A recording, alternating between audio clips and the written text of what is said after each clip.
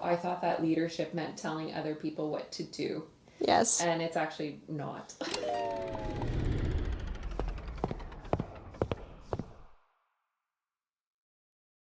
Hello, welcome to the Like-Minded podcast. Today we're here with Marielle Voksepp, who is an experienced leader and helps both people and businesses develop their entrepreneurial skills and maximize their potential. Hello, Marielle. Hi. Can you tell us a little bit more what it is you do? Yes. Thank you, Monica, for having me, for inviting me here. So I am a startup advisor. I work specifically with technology startups, and I've also become an angel investor. And what that means is that I invest in very early stage companies to help them grow their businesses and take their products to market. But you graduated first with a biology and anthropology degree. How did you get to entrepreneurship? Yeah, that's a great question. I think, Monica, when you look at my resume or my background, it's not a linear path. Um, I think that I have always followed my curiosity, and that is, I think, a very important skill in entrepreneurship is to be curious. And so when I graduated with my degree, it became apparent that there weren't really very many career opportunities in biological anthropology or in crime scene investigation, which is what I really wanted to do with that degree. So I spent a few years working in industry and thought, okay, I don't know if this is for me either. And at that time, I'd been teaching at the Toronto Estigolit. So I decided to go back to school and get a degree in education. And it was something that I loved to do. I loved working with students. I loved, seeing them grow and thrive, and being able to provide them with guidance or impart knowledge and experience. So I thought, okay, if this is something that I really enjoy, maybe this is where I should be. And then, as it turns out, I never actually got into a classroom. I was lucky enough to get a job at Mars Discovery District, which at that time was the largest innovation center in the world. And I was hired by them because of my education degree to build curriculum-based programming for entrepreneurs, specifically for scientists and engineers out of the University of Toronto who were looking to commercialize their intellectual property. If 15-year-old you would see you right now, what do you think she would be most surprised about? I think that I ended up in business, which I thought I would never do. But I thought, okay, I'm never going to work in business or corporate life, and then a lot of my career has been spent doing that. So that was a bit of a surprise. Your latest works have been with youth and younger people. Yes, yeah. So I think that probably the best decision that I made was getting that education degree, because it has allowed me to merge two worlds. So to merge the world of business and entrepreneurship with educating youth. And so I've had a variety of opportunities throughout my career to work with students. In 2013, we built entrepreneurship boot camps for high school students. We worked with the Toronto District School Board to train not only students in entrepreneurial thinking, but also educators. So we were running professional development programs that were teaching educators how to teach our curriculum to their students as a way to try to scale or grow entrepreneurial thinking into the school system, which we thought at that time was very important because the world was changing rapidly. And as we've seen, over the last 10 years, with the introduction of artificial intelligence and advanced technology tools, a lot of jobs are being automated. And so we thought at that time it's critical that students learn to be entrepreneurial thinkers. And what we meant by entrepreneurial thinkers was that they learned a lot of the skills that entrepreneurs seem to innately have. So to be critical thinkers, to be problem solvers, to see problems and challenges as opportunities to come up with solutions, to have very strong relational skills and people skills. And that's becoming even more important now, I think exponentially important, because the jobs of the future are going to be jobs that require those skills with all of these tasks that are being automated, and also for the potential to build your own future. And I think where I've come to, from your original question of if I looked at my 15-year-old self, looked at where I am now, I think that I couldn't even have dreamed of being where I am now, where I have the flexibility and autonomy to do work that I love, to control my own schedule, to spend time with my kids when I want to, and to be available to them. And so that, I think, would have been a big surprise to me. But now if you meet students, would you say that if you meet somebody, you're able to tell pretty quickly how successful their idea or their personal aspects allow them to be? Yes. Really? What are some key signs somebody is going to do very well, and some key signs that they might need some more personal development, or some things before they can get at what they want to do? Well, I think it's 100% mindset. Most ideas fail. More than 85% of startups fail. And the ones that stand apart are the ones that are resilient, that have failed several times and have been able to pick themselves up and iterate to change what they're doing and to change their solution. And so you can, or I can tell, because I've had so many years of experience and I've worked with so many different entrepreneurs and students, that you can tell quite early in their mindset if they're open to feedback, if they're coachable, are they receptive to information and feedback and constructive criticism. And those are small tells where you can see right away if they will succeed, not just as an entrepreneur, but probably even as a person. The idea is not so important. I've worked for many years with investors. Investors almost don't care at all about the idea. If you watch Dragon's Den or Shark Tank, you'll hear them say this. They'll say, I'm not so concerned about the idea. I love you as a person. I love what you do. I love what you bring to the table. I love what you've been able to achieve, because the idea will die several deaths. And it's the entrepreneur's attitude and mindset that is going to ensure success. And that's what an investor cares about. An investor wants to make sure they get a return on investment. So when you look at it from that perspective, the investor wants to see that that entrepreneur is going to bring money back to them. The idea is not that important. And we've seen so many ideas die and come back to life in different forms to become successful businesses. And so I think that when I work with students, I can tell quite early, based on their responses, if they will succeed in general. Have you always had the right mindset? Or if you're an investor or a coach now and you would meet a younger version of you, maybe when you were just in university, and if you would meet her and talk with her, would you find her coachable and with the right mindset? It depends on who you ask. I think my parents would say no. Yeah, that's a good question. I think I've always been curious. My whole life I've been curious. I remember report cards and sitting with teachers who had identified that I was very inquisitive. So I think that was something that was probably innate and that I was born with. I asked a lot of questions and I was always curious. And I don't think that I have ever been too closed-minded. I think that there was a period in my life where I maybe thought I knew the answers. And so working in this world with entrepreneurs probably had a positive influence on that, where I realized that it's very important to ask questions and to challenge your assumptions.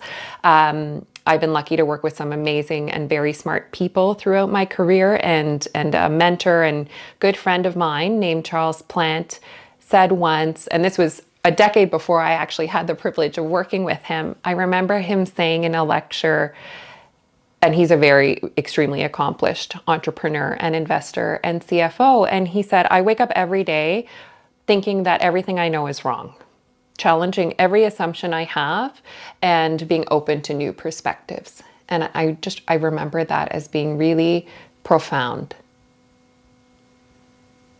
But working with young students, what do you think is the biggest misconception people have about entrepreneurship before they enter the industry themselves or go into it themselves? I think the one that I see the most, the pattern that I see the most in students is thinking they have to have something perfect, and that it's actually the opposite. If you are waiting until you have the perfect business or the perfect product, then you've done something wrong. It's so important to build your product with your customer. And that can be done with no resources. That can be literally done with a drawing on a piece of paper. And you could go out to the market and you could talk to potential customers and say, I've got this idea, what do you think? Or have you been experiencing a problem in this area? What does that look like? And by gathering those insights and that information, you will be light years ahead of someone that just tinkers in their garage or in their laboratory and puts out a perfect product. Because if nobody is going to buy it, you don't have a business. And if you're not meeting your customers' needs because you don't understand it and you haven't been out there asking them questions, you're not building a successful product. So that is, I think, the misconception that a lot of students make is, and I think this is another theme, but I think that's a flaw of our education system, that we are focused on getting to the right answer. And that, I think, is the opposite of what entrepreneurship is. So if I would have an idea right now, the first step for me would be to just talk about it with as many people and get feedback about it and find first customers. Absolutely, absolutely. In fact, I think like first to market is more important than even having a finished product. Really? Yes. Yeah. There's an argument that second to market is better because you let the first to market pave the way and make all the mistakes, and then you can just step in there and learn from them. But yeah, first to market, especially in the academic world where there's intellectual property and a big focus on protecting intellectual property, there's a lot of back and forth between, is it more important to protect your idea or is it more important to get your product out there into the market? And there's case studies that support both sides, but I think in my experience and the entrepreneurs that I've worked with, it's so easy to copy a product that if you are the first to market and you have a loyal customer base and you are meeting their needs, then you're going to have a much greater strategic advantage over the competition. But you talked a little bit about the lack of maybe our educational system in leadership and business right now.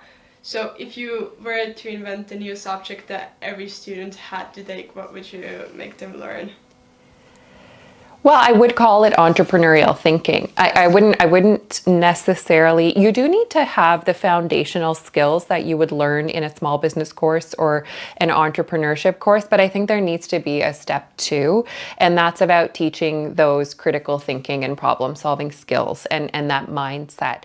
And so, there are the fundamentals of Entrepreneurship 101 and how to do sales and marketing and how to register your company and sort of like the nuts and bolts and maybe the more or the less interesting parts of entrepreneurship that you do need to learn when you're starting out, because you're typically doing it alone or doing it with one or two other people before you are able to start hiring people that have those skills or specializations. But I think the part that we're missing right now is the part about that mindset. And I have been asked by numerous schools to help them build programs that teach entrepreneurial thinking skills. So there's definitely a need out there. And I think that it will help set up on a larger scale, like really looking at the bigger picture, it will help set up our economy to succeed. And something that the Canadian economy, especially right now, that we need is that ability to produce homegrown talent and to start being able to build more businesses at home that stay at home. We have a big brain drain problem.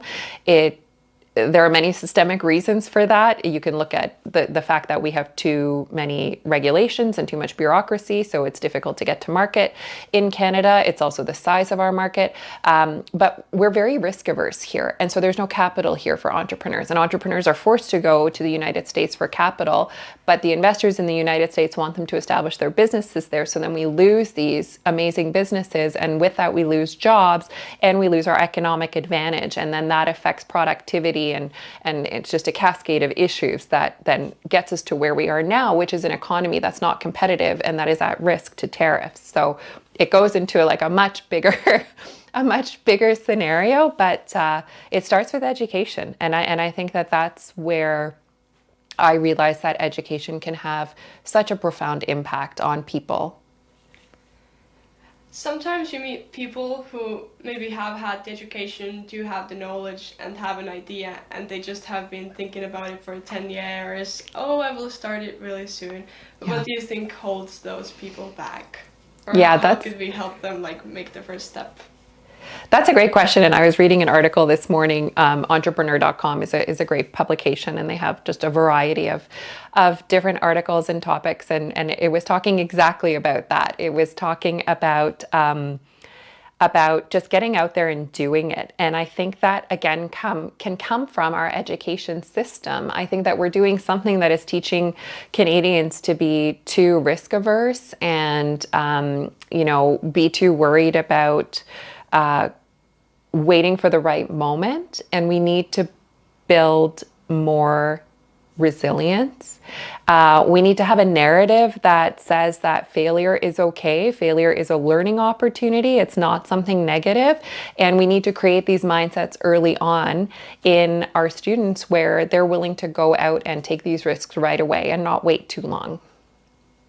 Is there something about leadership you thought was true 10 years ago, but you have changed your mind completely now that you have done all the work you have? I don't know if it's something that I really thought was true, but I thought, I guess maybe 10 years ago or more than 10 years ago, I thought that leadership meant telling other people what to do. Yes. And it's actually not. No. Good leadership is not telling other people what to do. Good leadership is setting a vision, is setting direction, clear direction, and inspiring vision, and hiring the right people, surrounding yourself with the right people, with the right skills, and then enabling them to shine. So great leadership is really about taking a step back and creating the environment and the circumstances to let other people thrive. And I think that's really what sets successful entrepreneurs apart. When you get to growth and you get to scale and you see some of these incredible companies like Shopify, the ones that really stand apart from others, it comes down to leadership in the end to get to that size. Is there a dream project for you that you haven't been able to build yet, but that you would like to do? Oh, that's a great question. I have like a little bit of a secret project and let everybody know your ideas. No, I bounce around to different things where I'll be like, oh, there's a shiny object over there. I'm going to chase that for a while. I think, so I started my master's in educational leadership and policy. And the reason I did that was because I did feel really compelled by this need to bring entrepreneurial thinking into our school system. And change seems to happen very slowly in school systems or public school systems. So I think that is something where I would really love to have an impact. I'm not quite ready yet. I think I am still learning as well. And so it's definitely something that I have on my wish list.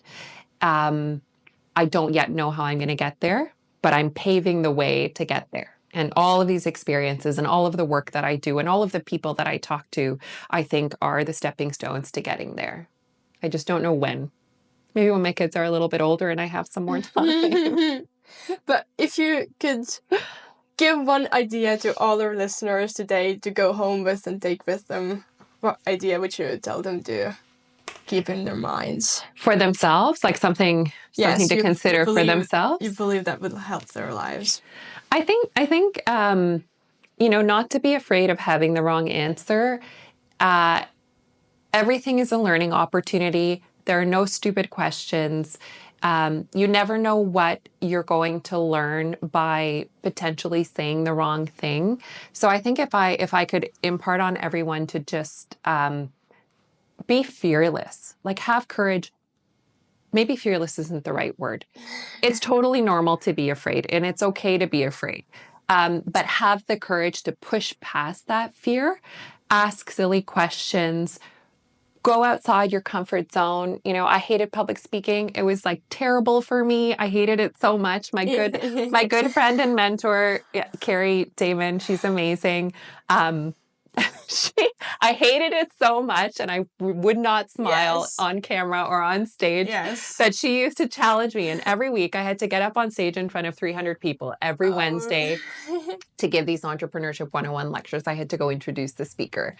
And she used to challenge me every week in our weekly meeting, and she would say, this week you have to smile this much more.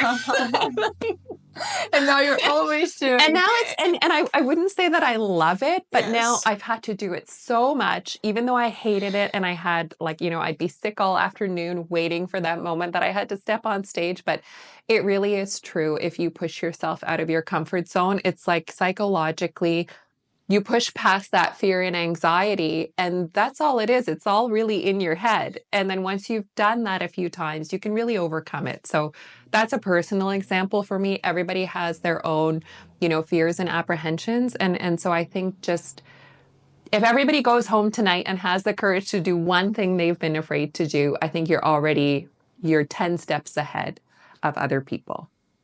Thank you. Thank you. Thank you for having me. Bye-bye.